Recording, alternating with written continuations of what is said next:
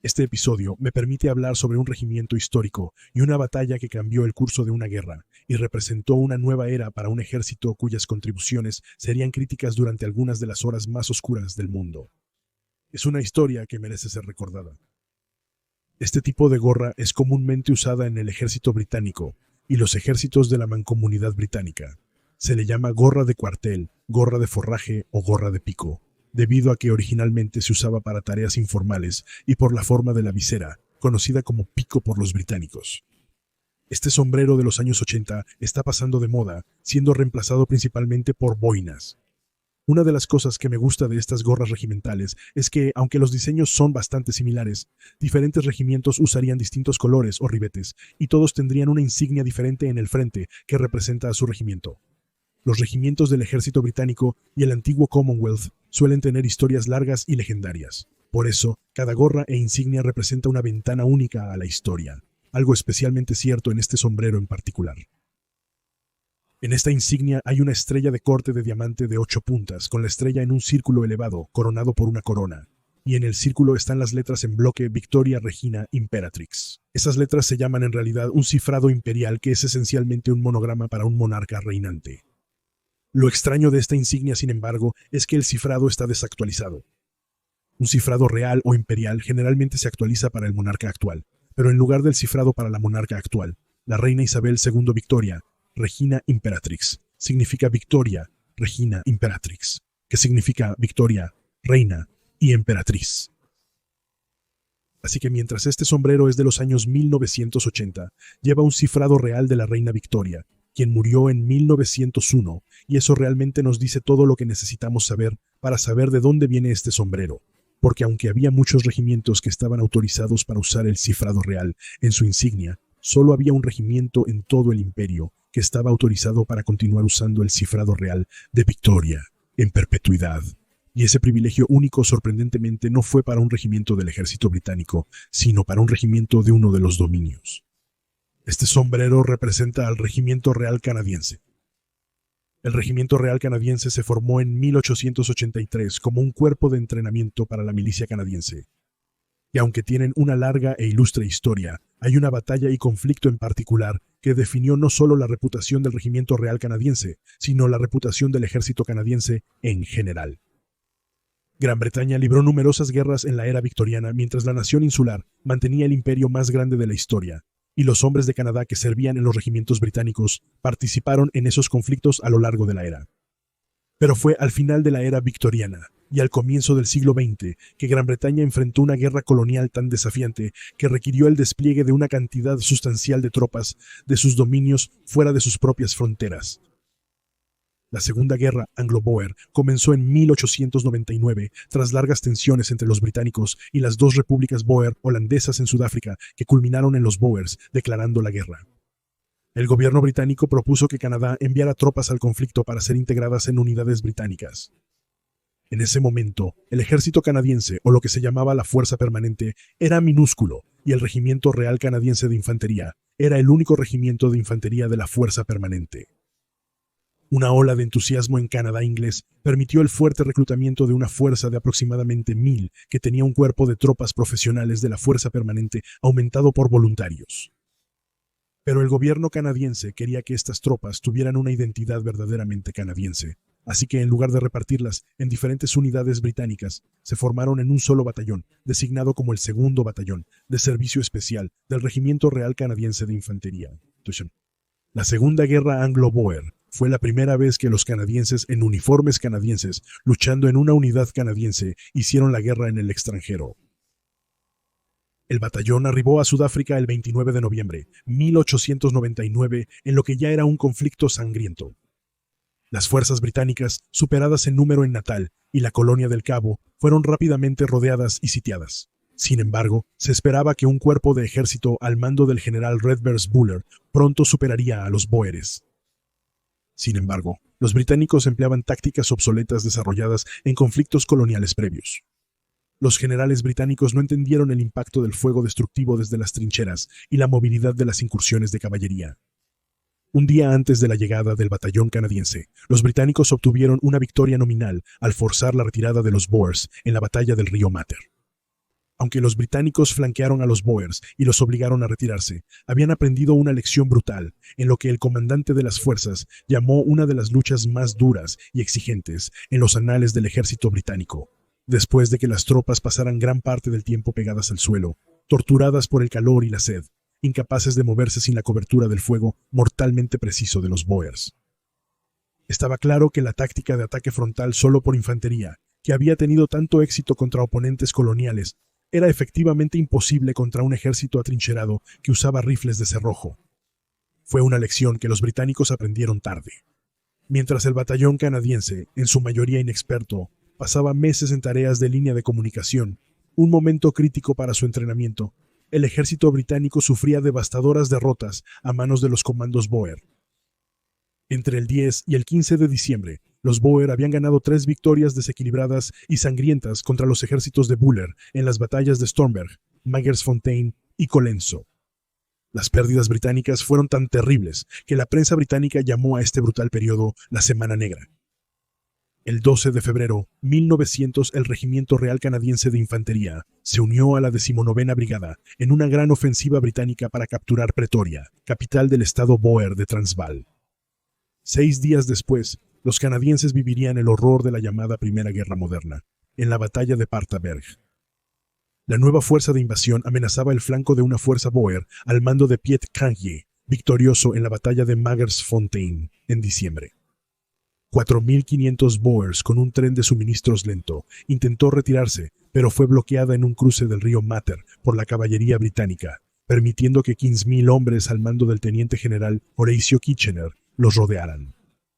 Los Boer se atrincheraron en un lugar llamado Paardeberg, que en el idioma afrikaans, Boer, significa colina del caballo. La situación era desesperada para Cronje, ya que los británicos tenían una artillería abrumadora y podían bombardear su comando hasta someterlo. Pero Kitchener, famoso por luchar contra los derviches en las guerras modestas y preocupado por los refuerzos Boer, ordenó ataques frontales a la posición preparada de Cronje, ignorando las lecciones del fracaso de esas tácticas en diciembre. Los ataques ocurrieron el domingo 18 de febrero, 1900. Uno de los 2 regimientos que lideraron esos ataques fueron los Royal Canadians. La situación era terrible. Las exhaustas tropas canadienses, tras una larga marcha, debieron cruzar el difícil río Mater. Según un soldado raso, tuvimos dificultad para cruzar debido a que el agua nos llegaba hasta la barbilla y la corriente era muy fuerte. Una vez cruzados se formaron para el ataque. El terreno descendía más de 800 metros hacia la posición de los Boer, sin ninguna cobertura. Los Boer abrieron un fuego devastador a corta distancia. El ataque fue frustrado y las tropas sobrevivientes quedaron atrapadas por el fuego hasta que pudieron retirarse durante la noche. La fuerza de Kitchener sufrió más de 1.100 bajas ese día, la mayor pérdida de vidas para las fuerzas imperiales en la Segunda Guerra de los Boer. 78 de los muertos y heridos eran de los Royal Canadians. Ese día se conoció como el Domingo Sangriento. Los británicos bombardearon a los Boer durante 8 días. Esto causó pocas bajas entre los Boer atrincherados, pero destruyó sus carros y mató a sus caballos y mulas. La moral de los Boers de Cronje decaía progresivamente, pero los canadienses rompieron el estancamiento. Se ordenó a los Royal Canadians otro asalto el 27 de febrero, sufriendo nuevamente pérdidas terribles. Pero en lugar de retirarse en la noche como antes, con la ayuda de los ingenieros reales cavaron trincheras esa noche a menos de 65 yardas de las posiciones Boer. En la mañana, los Boers se hallaron frente a los rifles de los canadienses atrincherados. Al darse cuenta de que su posición era desesperada, Cronje se rindió. Fue la primera victoria británica importante y un claro punto de inflexión en la Segunda Guerra Anglo-Boer. Los 4.000 Boers que fueron tomados prisioneros representaban casi el 10% del ejército Boer, y la victoria jugó un papel enorme en la moral de ambos ejércitos y la eventual derrota de los ejércitos Boer en el campo. Pero también fue un punto de inflexión para los canadienses, quienes recibieron gran parte del crédito por la victoria. El mariscal de campo Lord Roberts, comandante de las fuerzas británicas en Sudáfrica, dijo que los canadienses eran tan buenos como los hombres del ejército británico. Canadiense ahora significa valentía, audacia y coraje. El mayor general Sir Horace Smith Dorrien dijo de los canadienses: no hay tropas más finas o más valientes en todo el mundo. La victoria cambió la percepción británica y mundial de Canadá, como dijo el primer ministro canadiense Wilford Laurier ante la Cámara de los Comunes sobre la victoria de Paardeberg. Ese día se había revelado al mundo que una nueva potencia había surgido en el oeste. De 1901 a 1914, los canadienses se reunían en plazas y monumentos el 27 de febrero para celebrar el Día de Partaberg, que conmemoraba la primera gran victoria del ejército canadiense en una guerra extranjera. Reconocía a los canadienses que sirvieron en la Segunda Guerra Anglo-Boer y afirmaba la lealtad del Canadá inglés al imperio. Las celebraciones finalizaron mayormente con la llegada de la Gran Guerra, siendo reemplazadas por el Día del Recuerdo, celebrado solemnemente el 11 de noviembre, fecha del armisticio, en 1905. Esa guerra.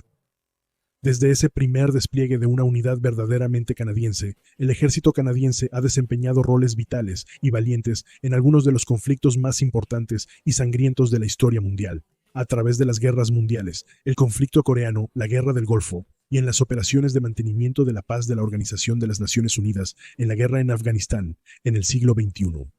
Aproximadamente 118,000 canadienses han perdido sus vidas en guerras en el extranjero. Hoy en día, el Regimiento Real Canadiense es el regimiento de infantería de fuerza regular más antiguo del ejército canadiense, aún listo para luchar para defender a Canadá y los intereses vitales de Canadá.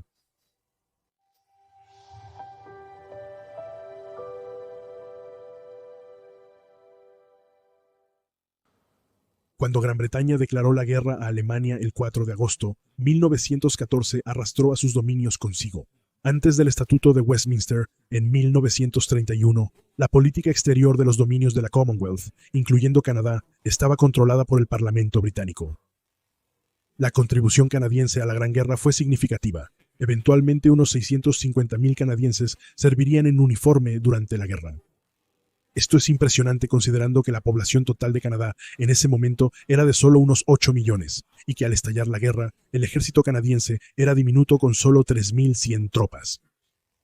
Los canadienses hicieron grandes sacrificios durante la Gran Guerra, y fueron las palabras de un canadiense las que quizás más que ninguna otra encapsularon los sacrificios hechos por todos los soldados en ese terrible conflicto. Es una historia que merece ser recordada. Canadá eligió crear una fuerza expedicionaria, inicialmente una fuerza totalmente voluntaria. El primer contingente de la fuerza, conocido inicialmente como la División Canadiense, se formó en agosto y arribó a Inglaterra en octubre. La división se entrenó en la llanura de Salisbury durante el invierno y zarpó hacia Francia en febrero de 1915. John McCrae formaba parte de la División Canadiense. McCrae nació en Ontario en 1872 y se unió a un cuerpo de cadetes a los 14 años para recibir entrenamiento militar y disciplina. 3 años después se unió a una batería de campo de la milicia. También estudiaba medicina en la Universidad de Toronto, donde se graduó como el mejor de su clase en 1898, obteniendo su título médico. La historiadora Linda Granfield dijo de él: sus antepasados incluían soldados y médicos, y él continuó con la tradición. Pero McCrae también tenía otro talento. Publicó varios poemas y cuentos cortos. Su poesía tendía a centrarse en temas de muerte, quizás influenciado por la muerte de un primer amor. «No la expulses», gritó, «las amables palabras de Dios llegan. Su futuro está conmigo, como lo fue su pasado. Será mi buena voluntad traerla a casa al fin». John McCrae, La esperanza de mi corazón, 1894. Sirvió un año en un batallón de artillería durante la Segunda Guerra Anglo-Boer, antes de volver a Canadá y retomar su carrera médica. Al estallar la Gran Guerra, el médico de 41 años fue nombrado cirujano de brigada para la primera brigada de la artillería de campo canadiense. En la Guerra Boer se sorprendió por el maltratamiento a enfermos y heridos, pero sentía el deber de servir. Escribió a un amigo: «Será una guerra terrible. Realmente tengo bastante miedo, pero tengo más miedo de quedarme en casa con mi conciencia». En abril, la división canadiense fue trasladada al área llamada El Saliente en Ypres. Ypres es una ciudad belga en la provincia de Flandes Occidental. Aunque se escribe Ypres, la pronunciación francesa es Ypres. Aún así, los ingleses que lucharon allí a menudo llamaban a la ciudad Wipers. El Saliente de Ypres, una característica del campo de batalla rodeada por 3 lados en territorio enemigo, se creó durante la carrera hacia el mar de 1914, donde las potencias centrales y la Entente intentaban flanquearse mutuamente en el norte. La región cerca de Ypres fue el lugar de una encarnizada pero indecisa batalla en otoño de 1914. El saliente era peligroso para los canadienses y sus aliados, ya que los alemanes ocupaban terrenos altos alrededor de la ciudad, ansiosos por alinear su línea. Mientras que la división canadiense había participado en un asalto de distracción durante la batalla de Neuve-Chapelle en marzo, enfrentarían su primera gran prueba en combate en Ypres, incluyendo una terrible nueva arma. Los alemanes usaron proyectiles de fragmentación con irritante químico en Neuve-Chapelle, pero la concentración fue muy baja para ser efectiva. Otro intento en enero usando un gas más letal contra las tropas rusas en el frente oriental también falló mayormente, pues el gas se congeló en vez de vaporizarse en esas condiciones. En abril, los alemanes planean cerrar el saliente en Ypres, utilizando una concentración mucho mayor de un irritante mucho más potente, el cloro. El Centro Médico de la Universidad de Kansas explica: el cloro es un gas diatómico aproximadamente 2,5 veces más denso que el aire, de color verde pálido y con un olor que se ha descrito como una mezcla de piña y pimienta. Puede reaccionar con el agua en los pulmones, formando ácido clorhídrico, el cual destruye los tejidos y puede provocar rápidamente la muerte o al menos daño y discapacidad en el tejido pulmonar.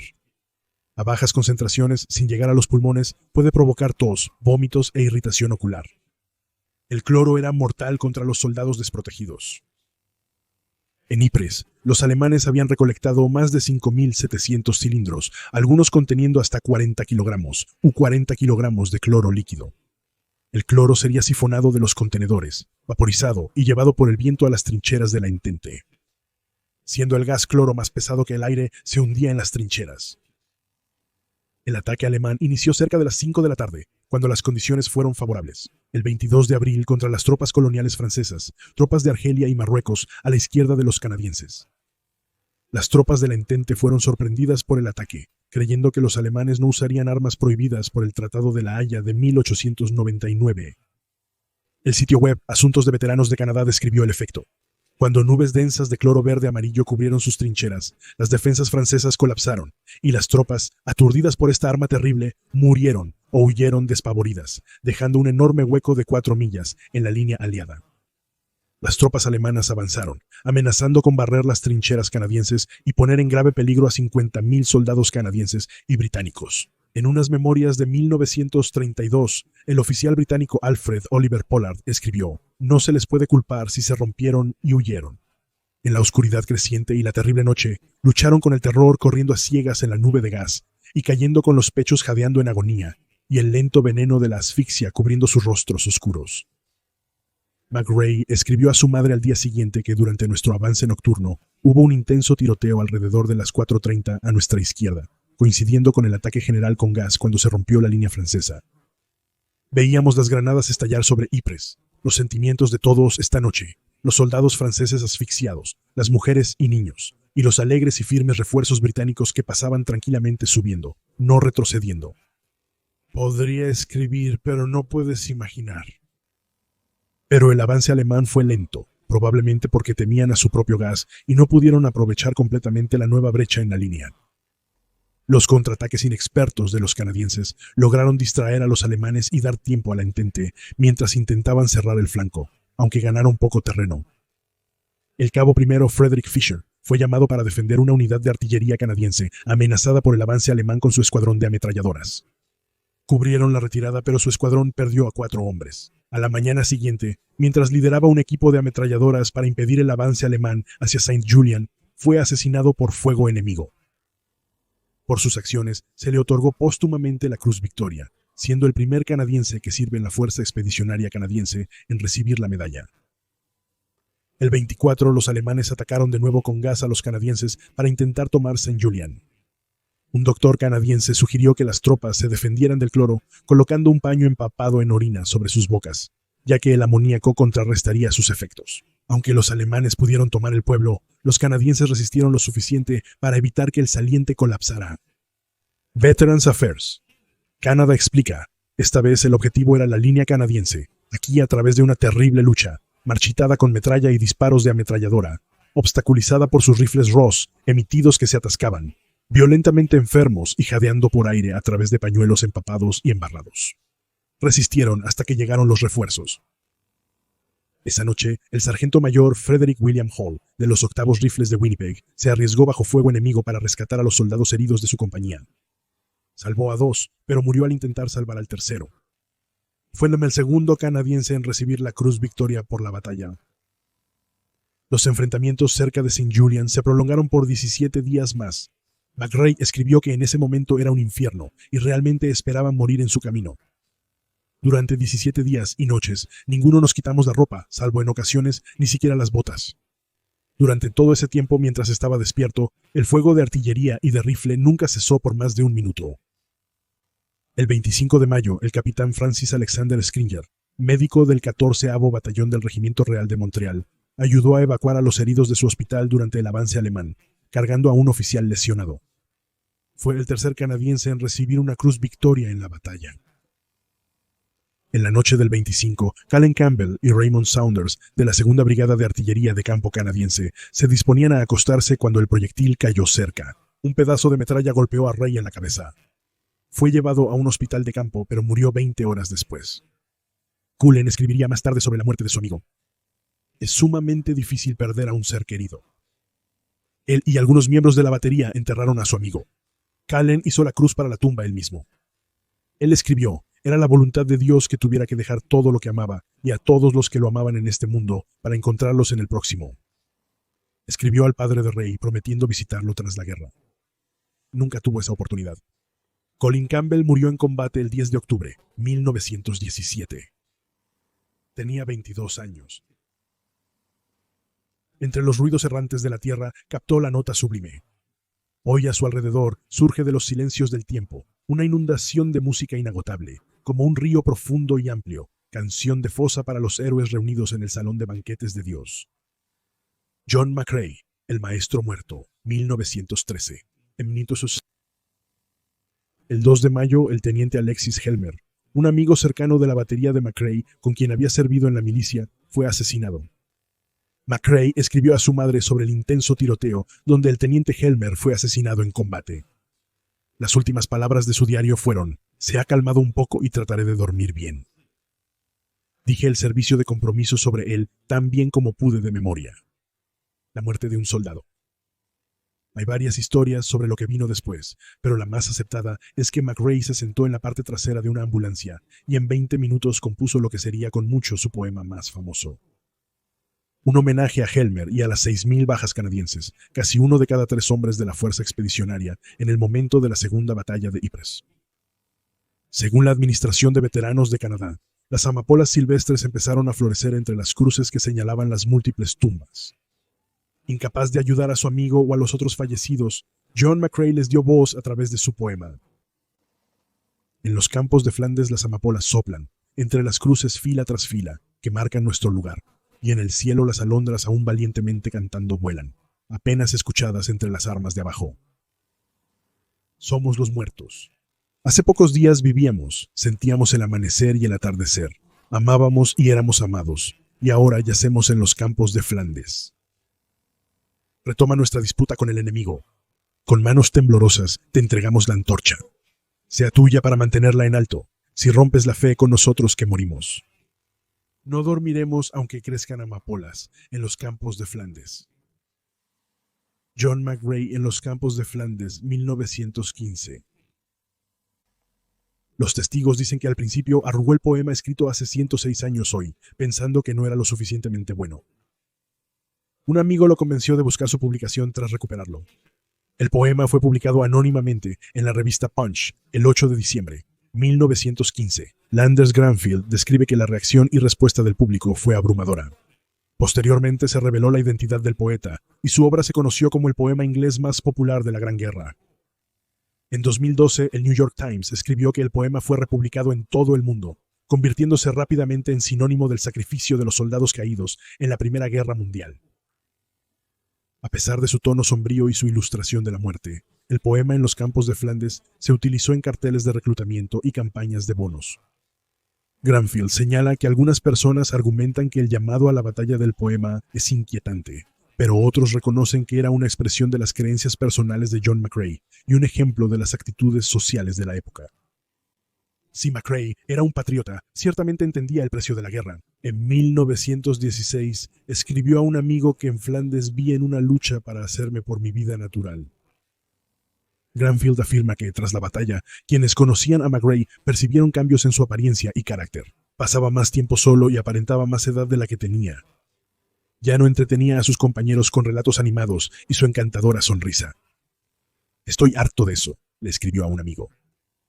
McRae fue ascendido a teniente coronel y se le asignó el mando de un hospital de campo.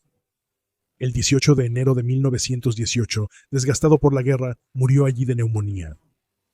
Tenía 44 años. En los campos de Flandes sigue siendo popular en Canadá y el mundo. A menudo se recita en el Día del Recuerdo y de los Veteranos. Muchos consideran que es uno de los poemas más importantes jamás escritos sobre la guerra. Su alusión a las amapolas rojas inspiró la amapola de la remembranza. Esas amapolas rojas a veces hechas de papel, que son distribuidas por organizaciones de veteranos para conmemorar a aquellos que murieron en la guerra, a menudo a cambio de una donación caritativa que se destina a causas de veteranos.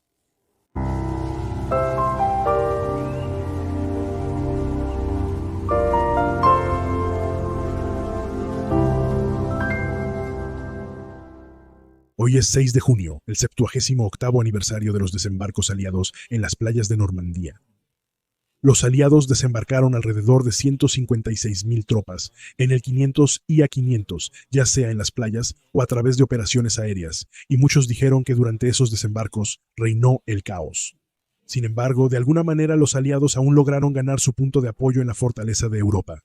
Hay tantas historias de heroísmo, y la masiva operación Overlord entre ellas. La historia del poco conocido primer batallón de paracaidistas canadienses. Los canadienses están entre los primeros aliados en pisar Francia, en el 500 IA-500.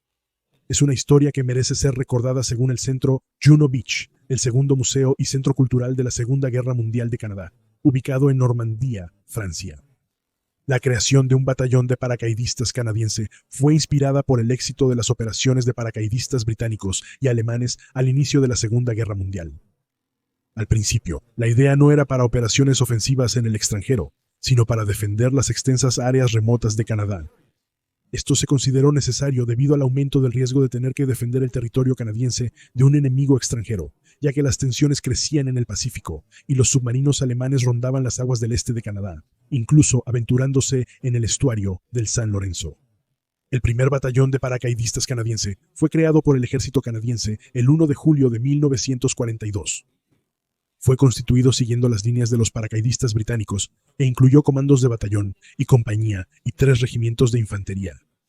En total, 26 oficiales y 590 hombres de todos los rangos. El centro indica que inicialmente fue complicado reclutar voluntarios, ya que los hombres temían que ser voluntarios para el batallón de paracaidistas los restringiría a la defensa del hogar, lo que, según la web del centro, era poco atractivo para los jóvenes deseosos de acción. El reclutamiento mejoró al hacer un llamado a los hombres voluntarios para el servicio extranjero, similar a lo visto en Estados Unidos. En el Reino Unido, el prestigio de pertenecer a una unidad de élite atrajo suficientes voluntarios.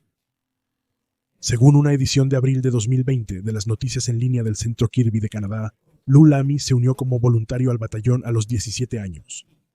Leí y escuché bastante sobre eso. Fue emocionante. Les dije que eso quería hacer. Todos los miembros del batallón deben ofrecerse como voluntarios para ser elegibles para el servicio extranjero. Debido a que Canadá no tenía infraestructura para entrenar paracaidistas, las fuerzas canadienses fueron entrenadas en Estados Unidos y Reino Unido.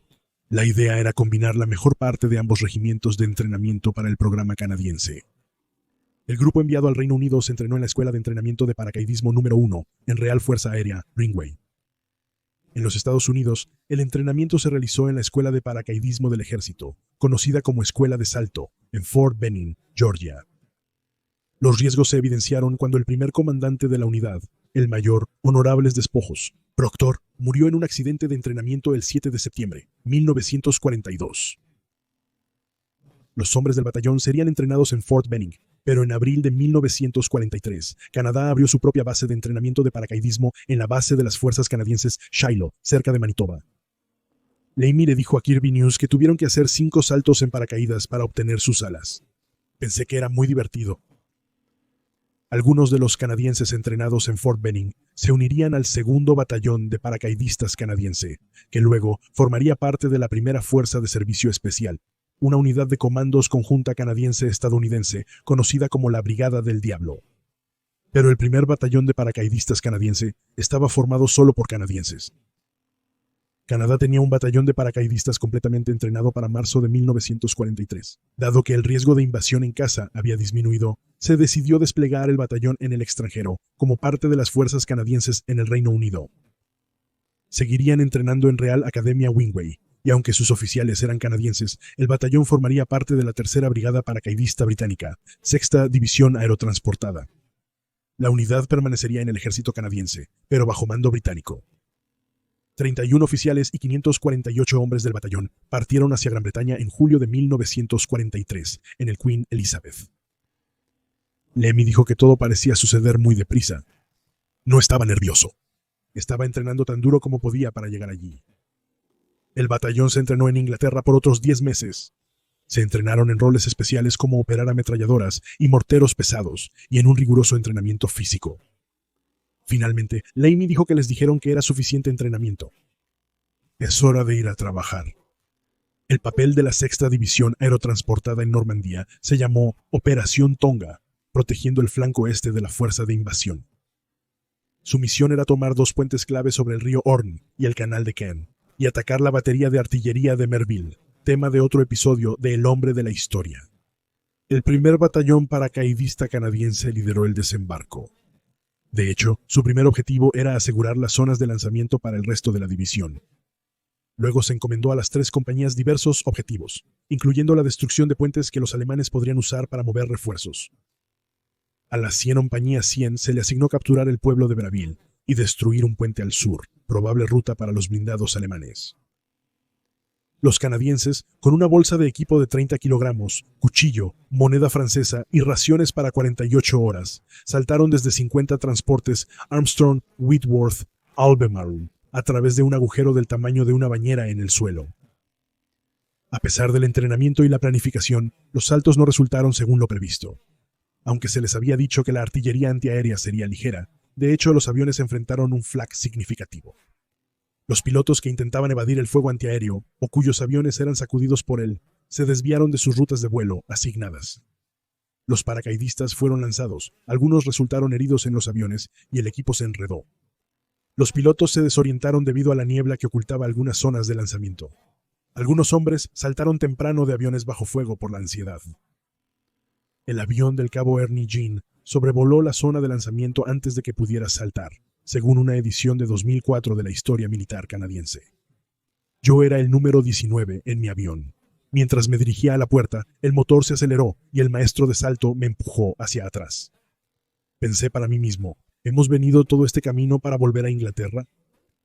Pero lo peor fue que el avión tuvo que dar la vuelta y volar nuevamente a través del fuego antiaéreo para soltar a los 2 últimos paracaidistas. Después, descubrió que los 18 hombres originales fueron lanzados en el sitio incorrecto y todos terminaron capturados o muertos. Una vez lanzados, los hombres enfrentaron más problemas. Muchos pilotos, al evadir el fuego antiaéreo, no redujeron la velocidad para un lanzamiento seguro. Los hombres perdieron su equipo y sus bolsas de equipo de 70 libras, cuidadosamente preparadas, se soltaron en el viento. El capitán John Simpson fue citado en la historia militar canadiense. El avión iba muy rápido. Al salir, la explosión de la hélice arrancó mi equipo. El tipo debía estar yendo a una velocidad infernal. Todo lo que tenía era mi ropa y mi revólver .45 con algo de munición. Muchos hombres ahora carecían del equipo pesado necesario para sus misiones. Al saltar, muchos se lastimaron al chocar contra árboles o edificios, enfrentando un riesgo significativo. Más de 80 fueron capturados de inmediato. Los alemanes inundaron muchos campos, anticipando que serían posibles sitios de aterrizaje para los paracaidistas. Esto podría implicar quedarse atascado en el barro, especialmente en las zanjas de drenaje de 6 a 8 pies de profundidad al final de los campos. Los paracaidistas con 80 libras de equipo podrían ahogarse con facilidad.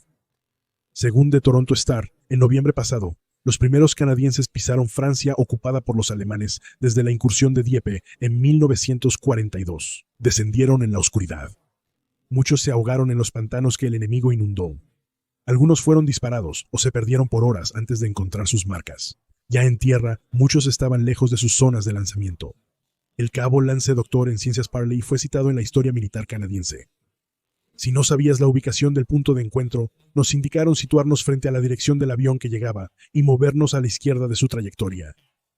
Todo eso estaba bien hasta que me di cuenta de que cada avión que podía ver iba en una dirección diferente. Los hombres perdidos y abandonados afectarían dramáticamente la situación en el suelo. El batallón perdió a 15 de sus 27 oficiales en el salto.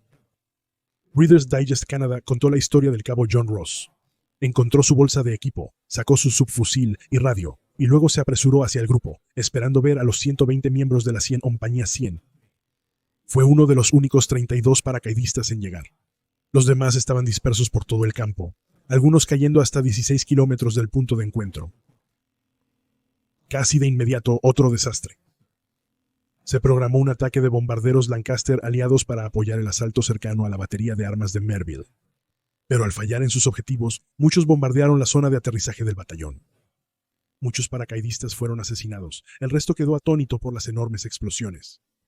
En su libro de 1995 Fuera de las nubes, sobre el primer batallón de paracaidistas canadiense, John Wills observa el estado de la compañía durante la reunión. Se esperaba que más de 100 hombres estuvieran en la reunión, pero en cambio, el mayor H. M. McLeod, comandante de la Compañía 100, solo tenía 15. Los planes requerían tropas fuertemente armadas con ametralladoras, morteros pesados y torpedos Bangalore. Pero los pocos hombres solo tenían un proyectil, infantería, antitanque, 3 pistolas Sten, 8 rifles y la pistola de McLeod. Según el coronel Bernd Horn, en su libro Hombres de Acero, Paracaidistas Canadienses en Normandía, 2010, McLeod y sus hombres avanzaron hacia el siguiente objetivo: capturar varias posiciones defensivas en los terrenos de Le Grand Château, en Berreville. McLeod quería usar la velocidad y la cobertura de la oscuridad para ayudar en su ataque. Sabía que estos dos factores, combinados con una acción audaz y agresiva, y la sorpresa, compensarían su falta temporal de personal. Mientras recogían hombres en el camino, los paracaidistas con poco armamento estaban en desventaja numérica, mucho más de lo que pensaban. Según Wills, la Compañía 100 debía eliminar la guarnición enemiga en Berreville. Dado el tamaño de la Compañía 100, la empresa era formidable.